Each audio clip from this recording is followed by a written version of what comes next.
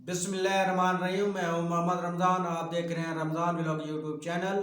आज तारीख है 19/12/2020। आज की जो मैं वीडियो आप लोगों के साथ जो शेयर करने जा रहा हूं वो नरेंद्र मोदी का और आरएसएस का जो एजेंडा है कि एक बहुत बड़ा ऑपरेशन दिल्ली के अंदर किया जाए, जिसमें 10 लाख के करीब जो किसान हैं जो धरना देकर बैठे हुए हैं उनको मुंतशिर करने के लिए एक खून की होली खेलने का प्रोग्राम है। जो नरेंद्र मोदी और उसका जो एक विंग है, जुनूनी हिंदुओं का जो विंग है, जो इससे पहले कश्मीर में भी कश्मीरियों के साथ इन्होंने खून की होली खेली है, और अब इन्होंने इरादा किया है कि अब एक नई जो खालिस्तान तहरीक जो है वो आगे उभर रही है, तो उसको उस तहरीक को किसी ना किसी तरीके से कुचला जाए। तो ये शुरुआत ऐसे हुई कि सितंबर के महीने में भारतीय पार्लियामेंट बीजेपी ने किसान दुश्मन 3 जो उन्होंने पास कराए बिल, जो किसानों के जो ये किसान जिम्मेदारा करते हैं उनके ये खिलाफ थे कि उनको जो सारे साल की मेहनत मजदूरी थी वो सारी उनकी कारपोरेशनें ले जा सकती थी। और इन कारपोरेशन के पीछे अंबानी और अडानी ग्रुप्स हैं। ये वो ग्रुप्स हैं जिन्होंने बीजेपी का जो इलेक्शन था पिछला नरेंद्र मोदी वाला, तो बीजेपी के कई उम्मीदवारों पर इन्होंने पैसा इन्वेस्ट किया और उनको जितवाया, और आखिरकार वो कामयाब हो गए बीजेपी, और नरेंद्र मोदी वजीर आजम बन गए। अब काफ़ी आधा दौर तो गुजर चुका है, तो उन्होंने जो जिन लोगों ने इन पर पैसा सर्फ किया था वो अब पैसे की वापसी भी चाहते थे और कुछ प्रॉफिट भी। तो बीजेपी ने आखिर ये डाका जो था ये किसानों पर डाला कि किसानों से ये पैसा वसूल करके उनको दे दिया जाए। तो इस सिलसिले में किसानों ने, जो पंजाब के किसान हैं, सिख कम्युनिटी है, दीगर हिंदू भी हैं, दीगर और जितने भी कम्युनिटी के लोग हैं हरियाणा के हैं, उन्होंने पहले एहतजाज किया कि इन 3 जो बिल पास हुए किसान दुश्मन बिल, जिसे किसानों को इसको मनसूख किया जाए। तो कई दिन तक उन्होंने पंजाब में मुख्तलिफ जगहों पर धरने दिए, एहतजाज किया, लेकिन बीजेपी का एक फर्द भी उनको तक ना आया और ना उन्हें कोई तसल्ली दी। आखिर इन सारे सिख रहनुमाओं ने फैसला किया कि आइए आगे दारुल हुकूमत दिल्ली जाते हैं, वहाँ पर एहतजाज करते हैं, वहाँ पर बीजेपी हमारी बात मानेगी। वो वहाँ पर बैठ गए। आज 24 दिन हो गए हैं, वो बेयारो मददगार दिल्ली के बाहर जो सड़कें हैं वहाँ पर पड़े हुए हैं, क्योंकि दिल्ली के अंदर जो बीजेपी है और आरएसएस है जो उनका विंग है, उन्होंने यही फैसला किया है कि अपनी सिक्योरिटी फोर्सेस को फ्री हैंड दे दिया गया है कि अगर कोई शख्स भी दिल्ली के अंदर दाखिल हो उसकी तहस नहस की जाए। तो कल जो था उन्होंने कुछ अंदर आने की कोशिश की, तो इस ठंडक में उन पर जो जुल्म सतम हुआ, जो उनके बुजुर्ग रहनुमा थे, उनके जो उन्होंने जिस तरह से उन्होंने उन पर तशद्दुद किया, उनकी मिसाल कहीं नहीं मिलती। एक तरफ तो इंडिया अपने आप को जमहूरियत पसंद कहता है, दूसरी तरफ ये अक़लियतों के हकूक़ जो है उसको गज़ब कर रहा है। इससे पहले इंडिया में जितने भी अक़लियती मज़ाहब हैं उनको ये टार्चर कर रहे हैं, उनको ये जुल्म सितम कर रहे हैं। कश्मीर की मिसाल आपके सामने है, और गुज़श्ता 2 साल से सिख कम्युनिटी को पता चल चुका है कि क़याम पाकिस्तान के वक़्त इन हिंदुओं ने सिखों को इस्तेमाल करके मुसलमान पर जुल्म सितम कराए, और आज उनको ये पता चल चुका है कि आज हम भी इनके नीचे हैं। ये है, इन्होंने हमारे जो हकूक़ है उसको गज़ब किया हुआ है। और अब गुज़श्ता जो हमारी हुकूमत है, पाकिस्तान की हुकूमत है, उनके सिखों के साथ अच्छा बर्ताव है, अच्छे रिलेशनशिप है। ये अच्छे रिलेशनशिप जो है ये नरेंद्र मोदी और उसका जो जुनूनी ग्रुप आरएसएस उसको हजम नहीं हो रहे। तो उन्होंने जो है अब जो सिख कम्युनिटी है उन्होंने एहतजाज कर रहे हैं, लेकिन उसकी कोई नहीं सुन रहा। और अब ये जो एहतजाज है, एहतजाज जो था ये बढ़ता बढ़ता अब खालिस्तान की तहरीक बन चुका है। वो क्यों बन चुका है कि अब सिखों को मालूम हो गया है कि अगर ये इतने किसानों की बात नहीं मानते तो सिखों के, तो इसलिए बेहतर है कि हम अपने लिए एक अलहदा मुल्क तश्कील दें जिसमें हम अपने जो ज़िंदगी है, अपने जो हमारे अकायद है उनके मुताबिक ज़िंदगी बसर कर सकें। तो इसके लिए अब ये जो किसानों का ये जो एहतजाज था ये खालिस्तान तहरीक में बदल चुका है। और ये बढ़ता बढ़ता अब इंडिया से बाहर निकल कर सुपर पावर जो है ममालिक है, कनाडा है, यूके है, यूएसए है, चाइना है, वहाँ तक फैल चुका है। और इस सिलसिले में जो सिख रहनुमा हैं वो है गुलपतन सिंह, जो है जो सिख रहनुमा में बहुत उनका एक नाम है।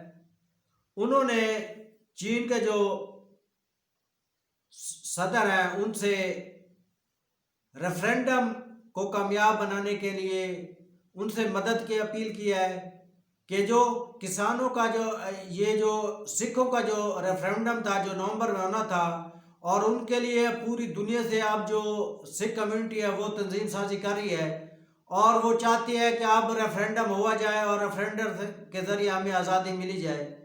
तो इसके लिए चाइना ने उसके साथ ताउन की यकीन दहानी कराई है। और चाइना के जो लद्दाख का जो बॉर्डर है जिस पर हिंदुओं ने अपने जो भारतीय फौज में जो हिंदू थे उनको वापस बुलाकर वहाँ पर शिफ्टिंग के तौर पर सिख जो कम्युनिटी के लोग जो फौज में उनको भेज दिया कि वो जाएं और वो इंडिया के लिए लड़ें। तो सिख कम्युनिटी के जितने भी फौज में जो उनके भर्ती थे उन्होंने वो भी अब तैयार होंगे कि वो इस्तीफ़ा देकर खालिस्तान की जो तहरीक है उसमें शामिल हो जाएं। तो अब ये जो भारतीय मीडिया है वे बिल्कुल यकतरफा होकर मोदी का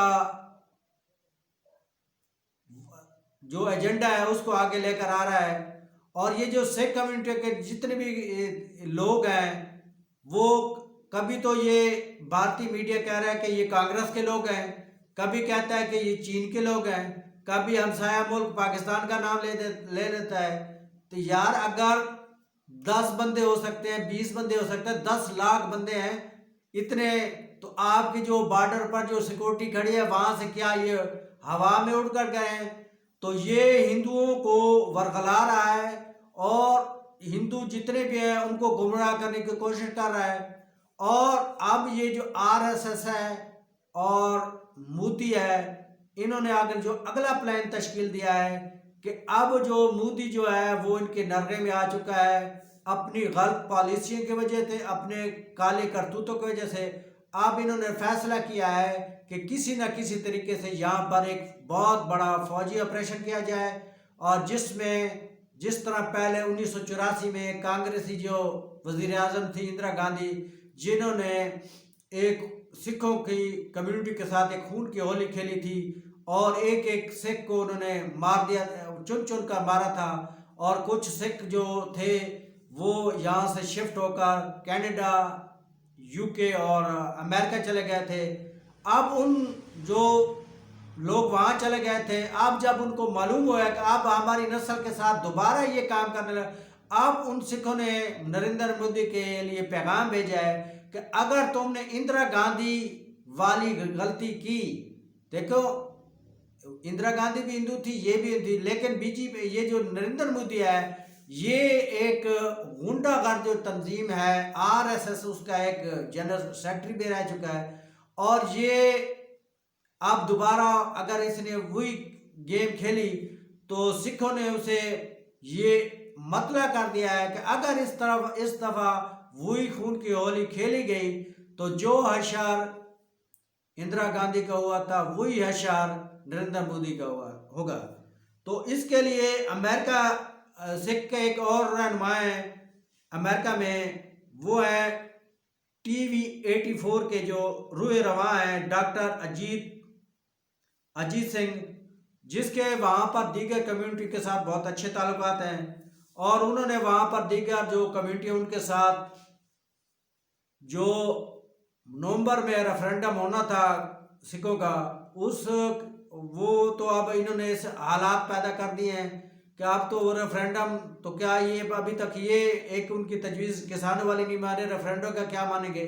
तो अब वो दूसरे जो ममालिक उन पर ये रिक्वेस्ट कर रहे हैं कि किसी न किसी तरीके से इंडिया के अंदर रेफरेंडम किया जाए। और रेफरेंडम, क्योंकि अक़वाम मुत्तहिदा का आइन, जो अक़वाम मुत्तहिदा जो तंजीम है पूरी दुनिया की, उसका एक आइन है कि जब किसी एक ज़बान के बोलने वाले और एक मज़हब मानने वाले एक मुल्क में रहने वाले जिनकी सकाफत कल्चर एक जैसा हो, वो अपना अलग वतन हासिल करने के लिए रेफरेंडम का रास्ता अपनाएं। तो अब जो सिख कम्युनिटी है उसने यही तरीका अपनाया है कि किसी न किसी तरीके से इंडिया के अंदर रेफरेंडम किया जाए, ताकि रेफरेंडम के ज़रिए सारी दुनिया को पता चल जाएगा और अक़वाम मुत्तहिदा की जो करारदाद है उनके मुताबिक हमें आज़ादी मिली जाए। क्योंकि गुज़श्ता दिनों जो स्कॉटलैंड है, जो बरतानिया का हिस्सा है, उन्होंने हुकूमत बरतानिया से मुतालबा किया है कि हमें आज़ादी दी जाए, हमें हमारे यहाँ रेफरेंडम कराया जाए। तो बरतानिया हुकूमत मान गया है, जमहूरियत पसंद मुल्क है। इस तरह जमहूरियत अपने आप को जमहूरियत तो इंडिया कहता है, तो जो ये सिख कम्युनिटी है उनकी जो ये रेफरेंडम की जो ख्वाहिश है इसको पूरी करे, वरना एक दिल्ली के अंदर एक बहुत बड़ा तूफान आने वाला है और एक बहुत बड़ा भूचाल आने वाला है, जो नरेंद्र मोदी और आरएसएस के जो एजेंडा है इसको हमेशा के लिए दफन कर देगा। तो अभी भी नरेंद्र मोदी के पास वक्त है कि वो होश के आखिर नाखल लें और जो दीगर जितनी भी कम्युनिटी हैं अकलियत में हैं उनको हकूक़ दें। तो ये मसला था जो आरएसएस का जो एजेंडा है कि वो किसी न किसी तरह भारत के अंदर खालिस्तान की जो तहरीक है उसको ख़त्म करे। तो ये तो अब आने वाला वक्त ही बताएगा कि ये तहरीक खालिस्तान तहरीक तक पहुंच सकती है या आरएसएस जो ऑपरेशन करने जा रही है, ये तो अब आने वाला वक्त बताएगा। तो हमारी दुआ है कि जिस तरह जितनी भी वहाँ पर अक़लियतें हैं उनको उनका अपना हक दिया जाए, ताकि वो अपने अकायद और उसके मुताबिक ज़िंदगी बसर करें। वीडियो अच्छी लगे तो लाइक और शेयर करना, कमेंट सेक्शन में जवाब ज़रूर देना। अल्लाह हाफ़िज़। पाकिस्तान जिंदाबाद।